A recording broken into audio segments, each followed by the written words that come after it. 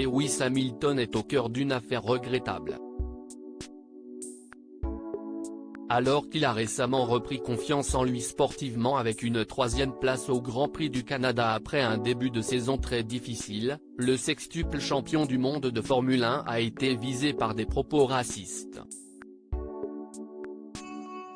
L'ancien pilote Nelson Piquet, sacré à 3 reprises entre 1981 et 1987, avait employé le mot neguinho, qui signifie petit nègre en portugais pour qualifier le Britannique, au cours d'un entretien accordé pour un podcast enregistré au Brésil en novembre dernier.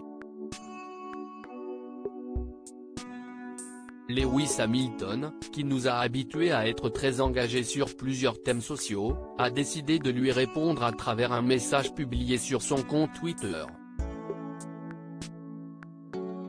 Cibler toute ma vie, ce sont plus que des mots. Ce sont des mentalités archaïques qu'il faut changer et qui n'ont pas leur place dans notre sport.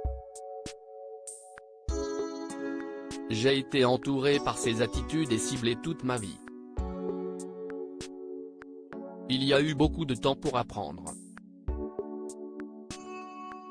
Le temps est venu d'agir, a-t-il répondu. Son écurie Mercedes, la F1 ainsi que la Fédération internationale ont décidé d'exprimer leur soutien envers le pilote britannique en divulguant à leur tour un long message sous la forme d'un communiqué. Nous condamnons avec la plus grande fermeté tout recours à un langage raciste ou discriminatoire, de quelque nature que ce soit.